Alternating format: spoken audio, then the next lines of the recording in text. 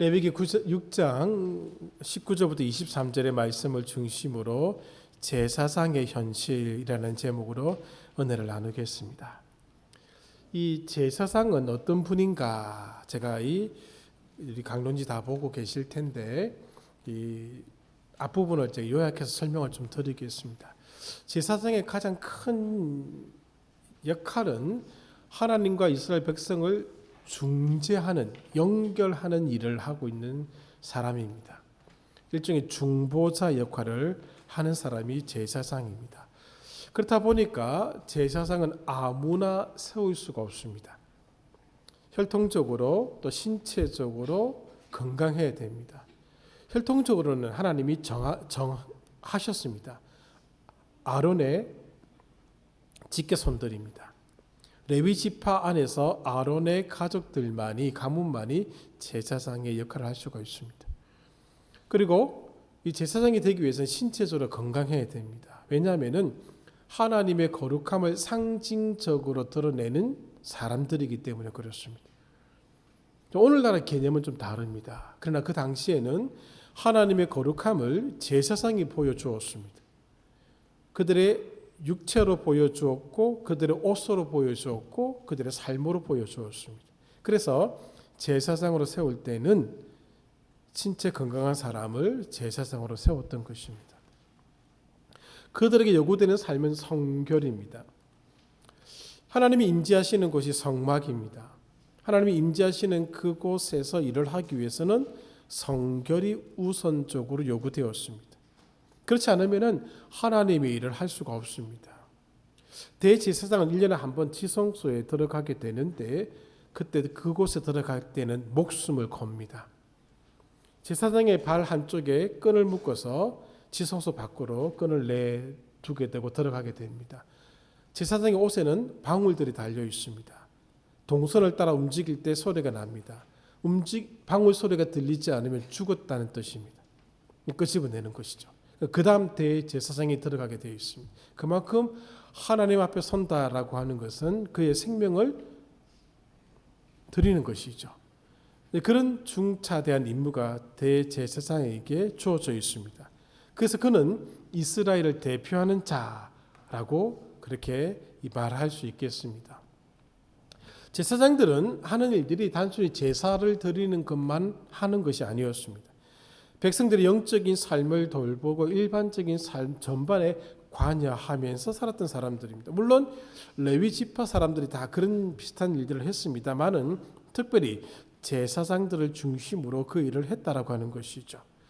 가장 중요한 임무는 제사를 드릴 때에 백성들이 제사를 드릴 때에 그 제사를 주관하는 일을 하였고 백성들을 대표하여 기도를 하나님께 드렸고 백성들을 축복할 때에 그들의 백성들을 축복했었습니다. 우리가 알고 있는 민수기 6장 4절부터 26절에 나오는 아론의 축복문이 있지 않습니까? 그런 식으로 백성들을 축복하는 일들이 제사장의 몫이었습니다. 그리고 그들은 성소 관리를 맡았는데 성소 안에 있던 성막 안에 있던 이런 기구들을 운반하는 것은 레위 지파 사람들이 했습니다만은 성소 안에 있는 등잔에 불을 켜고 분향단에 향을 피우고 진설병을 교체하는 일들은 제사장들이 했던 것이죠. 그리고 하나님의 법을 가르치고 부정한 것과 정한 것을 구별하는 일들을 했고 또 소송, 재판의 권을 감당했고 보건의 일들도 했었습니다. 나병에 걸렸던 사람, 악성 피부병에 걸렸던 사람이 다시 회복하여서 공동체 내에 들어가기 위해서는 반드시 제사장의 판결을 받아야 됩니다. 그런 일들이 제사장이 했던 일들입니다. 그리고 대제사장은 우림과 둠밈을 통해서 하나님의 뜻이 무엇인지를 알아내는 그런 일들도 했다라고 하는 것이죠. 이런 제사장에게 주어진 옷은 구별된 옷이었습니다. 그들 자체를 위한 것이 아니고 하나님의 거룩함과 영화로움을 나타내기 위해서 옷도 구별되어서 입혔습니다. 대제사장이 입는 옷과 일반 제사장이 입는 옷은 달랐습니다. 대제사장은 일반 제사장이 입는 옷 위에 에봇이라는 것을 걸쳤고 가슴에 흉패를 착용했습니다.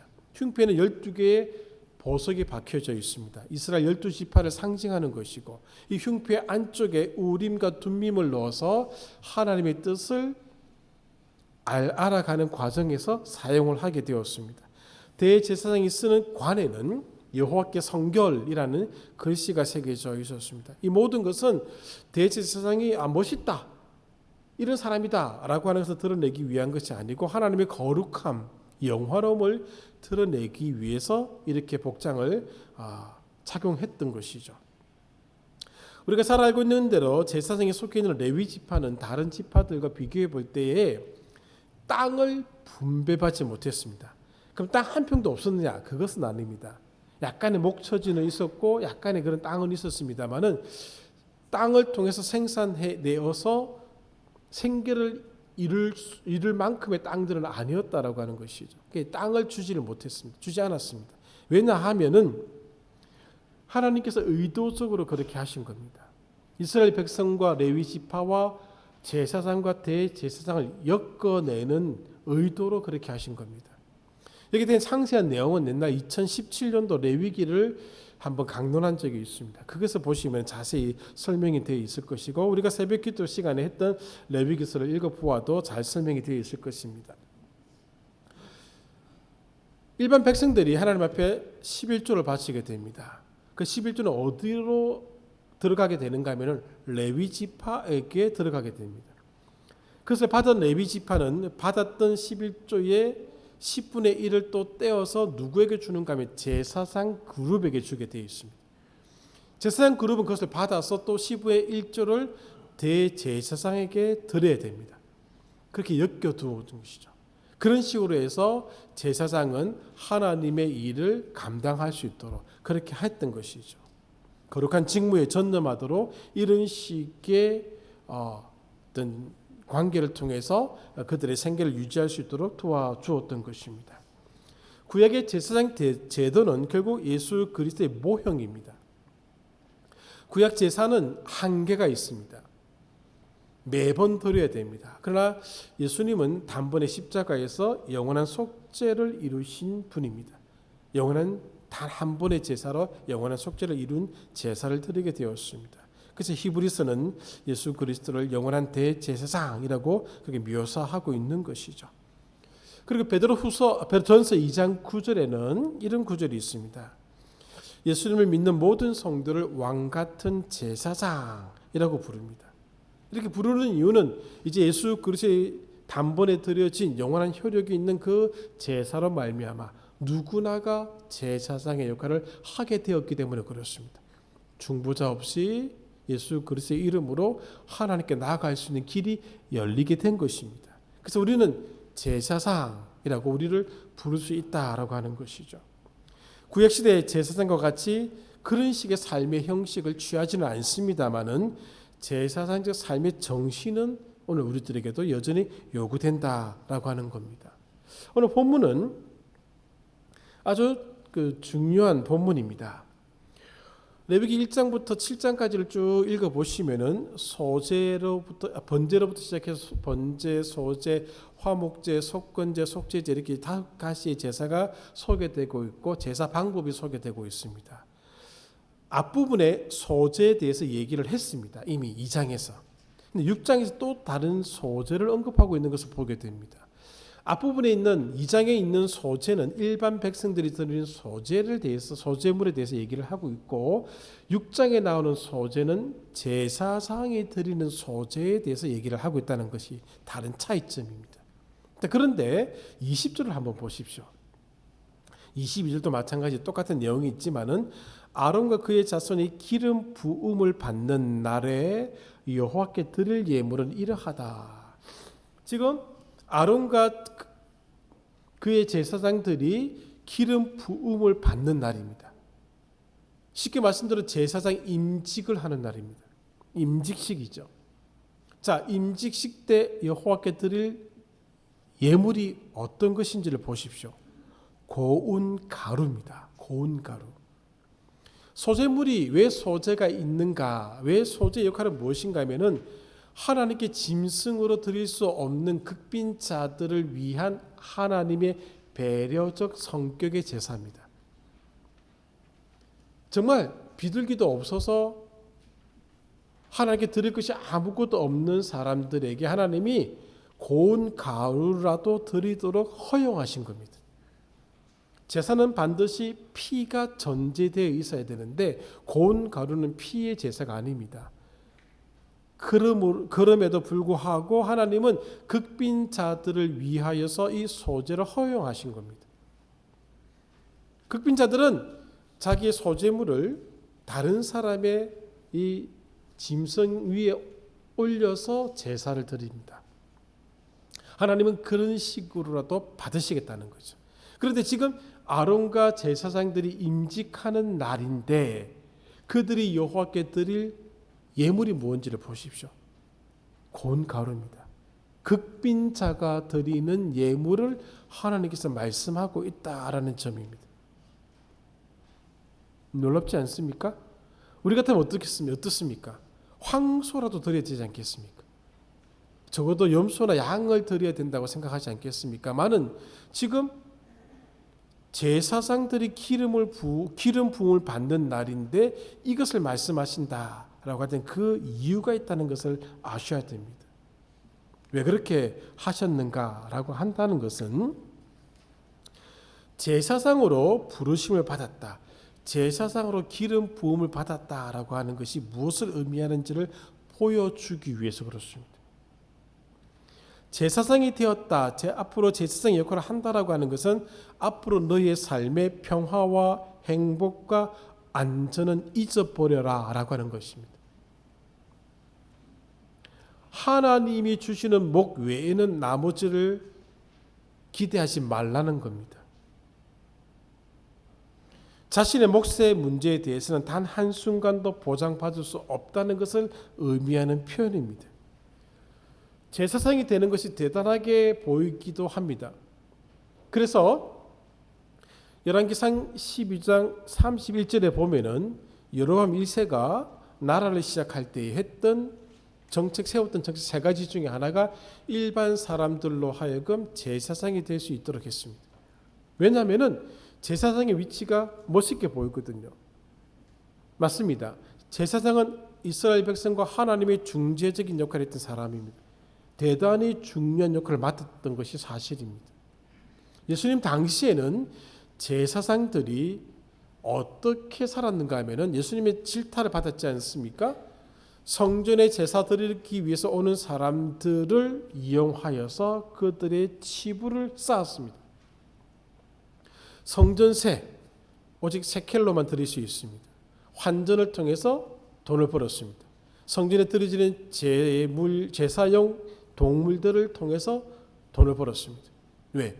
그들에게 주어진 몫이 너무 작았기 때문에 그렇습니다. 그들이 기름 부음을 받는 의식에서 그들이 드릴 수 있는 것은 고운 가루입니다. 극빈자가 드리는 예물밖에 드릴 수 없는 것이 그들이 드릴 수 있는 예물의 전부입니다.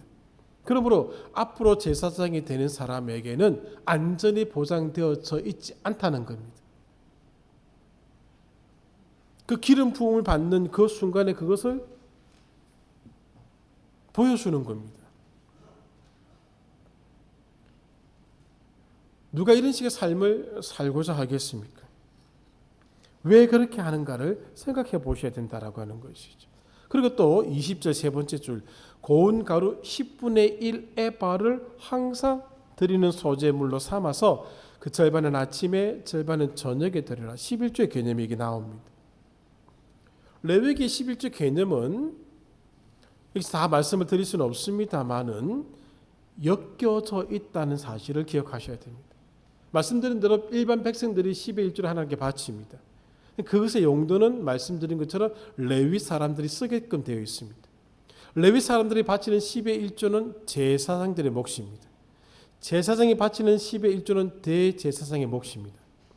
중간에 연결고리가 하나 끊어지게 되면은 어느 한쪽은 굶어 죽습니다. 연결되어 있다는 것이죠.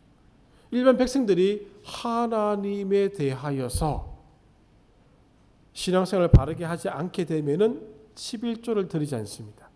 그러면은 레위 사람들이 11조가 들어오지 않기 때문에 자기가 먹고 살기 위해 자구책을 세울 수밖에 없습니다. 그러면은 이 사람들도 11조를 제사장 그룹들에게 주지 않습니다. 그럼 제사장 그룹들은 어떻게 해야 됩니까? 자식이 다 처자식이 다 있습니다. 일을 해야 됩니다. 성막을 위한 일에 소홀히 할 수밖에 없습니다. 사사기 17장에 미가의 집에서 일어났던 사건이 바로 그것 때문에 일어난 겁니다. 11조는 이스라엘의 영적인 상태를 점검해주는 지침입니다. 그들의 영적 상태가 어떠한지를 보여주는 하나의 이 시험지라는 것이죠. 11조를 드린다라고 하는 것은 특히 제사장이 이렇게 고온가루 10분의 1 에바를 드린다라고 하는 것은 나는 제사장으로서 인간의 돈의 힘으로 평화와 행복과 안전을 보장받지 않겠습니다라는 선언입니다. 여기에 기대어 살지 않겠다라고 하는 선언입니다. 이제부터 나는 나의 모든 생명을 하나님께 맡기겠습니다 라고 하는 것입니다.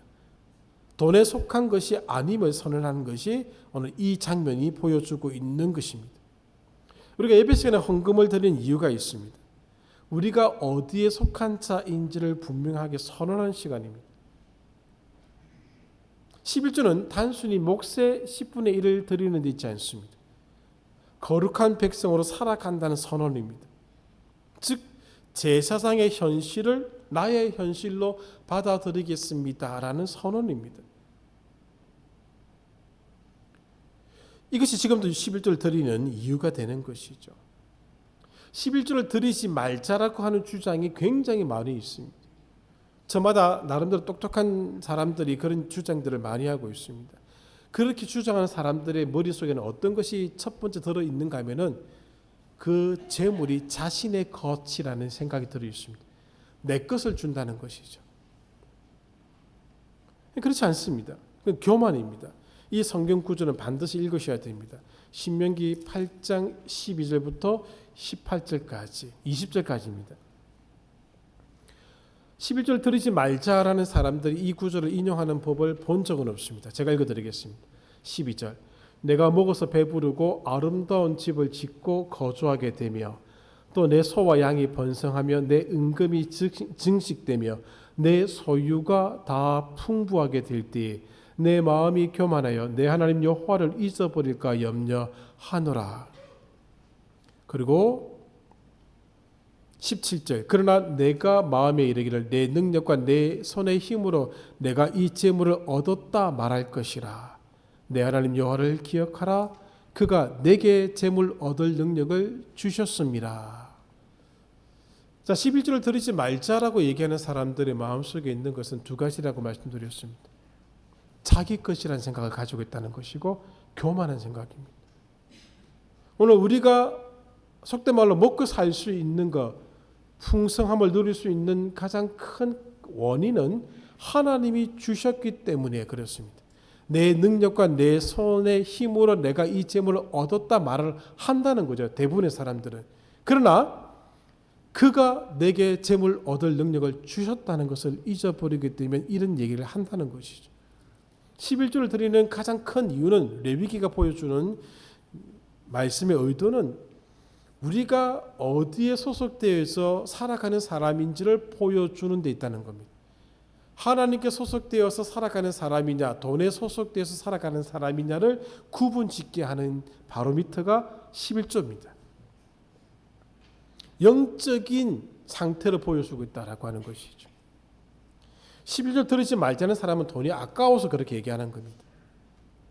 돈이 아까운데 돈이 아까워서 그렇게 얘기한다라고 얘기해버리면 너무 추하게 되니까 온갖 명분을 갖다 대는 거죠. 철학적인 명분, 그 다음에 삶의 정황적인 명분, 신학적인 명분을 다 갖다 대는 겁니다. 나름대로. 그래서 속셈은 아깝다는 것이죠. 여러분 기억하십시오. 하나님이 주셨기 때문에 있는 것입니다. 돈이 여러분들의 주인이 되도록 하셔서는 안 됩니다. 11조를 드리는 것은 하나님이 나의 주인이시고 하나님이 돈의 주인이심을 드러내는 행위가 되는 겁니다. 그리고 제사상적 현실을 살아가겠다는 선언이 11조입니다. 이 레위기 6장과 7장은 1장부터 5장까지 있었던 내용과 조금 차이가 있습니다. 차사에게 다 말씀을 드리기는 그렇습니다만은 6장과 7장에 들어와서 주어진 이 번제부터 이 속건제까지의 내용은 제사장들에게 들려준 말씀입니다. 1장부터 5장은 일반 백성들에게 주신 말씀이라면 6장과 7장은 제사장들에게 주신 말씀입니다. 그런데 제사장들에게만 들려진 것은 아닙니다. 일반 백성들도 이 말씀을 들었습니다. 이 몫의 개념이 어떻게 흘러가는지를 말씀하셨다라고 하는 것이죠.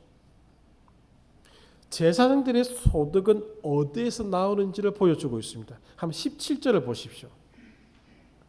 6장 17절. 그것에 누룩을 넣어 굽지 말라. 이는 나의 화제물 중에서 내가 그들에게 주어 제사장들에게 주어 제사장들의 소득이 되게 하는 것이라. 오늘 제사장들의 몫이 어떤 것인지 보여주고 있는 겁니다. 그렇게 함으로써 모든 위치에 있는 사람들의 이 소득의 근거가 어디에 있는지를 보여주고 있는 겁니다. 소득의 원천이 어디에 있는지를 알려주고 있는 겁니다. 대제사장의 소득의 원천은 제사장의 11조입니다. 제사장의 소득의 원천은 레위 사람들의 11조와 백성들이 바친 제물 중 일부에 있습니다. 레위 사람들의 소득은 일반 백성들의 11조에 있다라고 하는 것이죠. 소득의 원천이 어디인지를 알려주고 있는 것이죠. 일반 백성들의 소득의 원천은 하나님이 주신 것에 있습니다. 엮여져 있는 겁니다. 이게 그 연결고리가 어느 곧 하나가 끊어지게 되면은 그때부터 이스라엘 민족은 영적인 몰락의 길을 걷게 되어 있습니다. 그래서 가장 잘 보여주고 있는 성경이 사사기입니다. 제사장에게 말씀하셨던 것을 일반 백성들에게 듣게 하심으로써 서로 신뢰관계, 서로 엮여져 있는 공동체임을 알려주신 겁니다. 그래서 서로가 서로 간에 뭔가 주장할 수 없습니다. 다 엮여져 있는 것이죠. 자기 주장을 할 수가 없다는 것이죠. 포기해버릴 수가 없습니다. 내가 11조 하기를 포기해버리면 그 다음의 그룹들이 무너지게 되어 있는 겁니다. 근데 그만큼 중요한 모습을 보여주고 있다라고 하는 것이죠. 자신의 역할에 충실하게 다해야 된다는 것이죠. 그렇게 해야지만 이스라엘 공동체가 유지된다는 것입니다. 이런 신뢰는 모든 몫은 하나님의 것이라는 데서 출발하는 겁니다. 역대상 29장 14절. 여러분 우리가 헌금하고 난 뒤에 부르는 찬송가 634장이죠. 그 제목 밑에 보십시오. 모든 것이 주께로 말미암아 싸우니 우리가 주의 손에서 받은 것으로 주께 드렸을 뿐이니이다. 역대상 29장 14절. 하나님이 주셨기 때문에 하나님께 바치는 겁니다. 내가 땀을 흘려서 얻은 것이 아닙니다. 우리는 신명기 8장에 있는 이 말씀을 기억하셔야 됩니다. 그렇지 않으면 교만한 겁니다. 교만은 멸망의 선봉이고 넘어짐의 앞잡이입니다. 언제 순식간에 망할지 아무도 모르는 것이죠. 그러므로 겸손하셔야 된다는 것을 말씀해 주고 있는 겁니다. 하나님에 대한 신뢰, 제사장에 대한 신뢰, 백성들에 대한 신뢰가 함께 엮여져 있는 것을 이 몫의 개념을 통해서 보여주고 있다라고 하는 것이죠. 그것이 그리스도인으로서 제사장의 현실을 사는 것입니다. 우리는 베드로전서 2장 9절의 말씀에 의해서 제사장의 삶을 사람들입니다. 삶을 사는 사람들입니다. 그렇다면 제사장의 현실도 우리의 현실임을 받아들여야 한다라고 하는 것이죠. 우리는 택하신 족속이요 왕같은 제사장들이요 거룩한 나라요 그의 소유가 된 백성이요. 멋있지 않습니까? 대단하게 보이지 않습니까? 그러나 그 선언 뒤에는 제사장의 현실이 자리 잡고 있다는 것도 보셔야 된다는 겁니다. 이 표현은 하나님 나라 백성의 이상적인 모습을 묘사한 게 아닙니다. 그리스도인의 현실을 표현한 것입니다. 우리들의 현실이 어떤 것인지 보라는 거죠. 제사장의 현실이 그들이 임직하는 그날에 고운 가루를 극빈 자들이 바칠 수밖에 없었던 예물을 하나님께 드렸습니다. 그게 그들의 현실입니다. 그 어떤 것으로도 삶의 보장을 보장받을 수 없다는 것을 보여주고 있는 거죠. 하나님 외에는 그들의 삶을 보장해 줄 것이 없다는 겁니다. 그게 그리스도인의 현실이라는 것을 보여주고 있는 것이죠. 그게 싫으면 베드로전서 2장 9절을 거절하셔야 됩니다. 우리는 이 성경 구절을 암송하면서 막 우리가 흥분하고 좋아하는데 그 뒤에 있는 제사상의 현실도 같이 받아들여야 된다는 사실입니다. 제가 정리해 보았습니다. 그리스도인의 현실, 제사상의 현실은 다음과 같습니다. 첫째, 물질 만능의 세상에서도 오직 하나님만이 나의 기업이라고 고백하는 겁니다. 둘째, 그리스도인으로 부름을 받았다면 앞으로 평화, 행복, 안전을 잊어버리라는 겁니다. 셋째, 이 땅에서의 몫에 대한 보장이 없다는 겁니다. 넷째, 생명을 담보로 살아가는 사람이 되라는 것입니다. 다섯째, 이 모든 악조건, 물음표. 악조건이라도 볼 수도 있고 아니게 볼 수도 있다는 뜻입니다. 이 모든 상황에서도 제사상의 현실을 살아내라는 겁니다. 보통 이때는 아멘 하셔야 됩니다. 안 나오죠. 아멘 안 나오죠. 이 정직한 겁니다. 프로그로 말씀드리면은 이스라엘은 이 몫의 연결고가 끊어졌습니다. 그래서 영적인 암흑기에 빠지고 말았고 제사상의 현실을 받아들이지 못함으로 말미암아 그들의 나라는 망하게 되었습니다. 이 성경이 보여주는 사실입니다. 하나님은 여전히 제사상의 현실을 살아갈 사람을 찾고 있다는 것이죠. 그게 그리스도인의 삶의 모습입니다. 하나님이 요구하시는 이 수준이 너무 높다는 것이죠.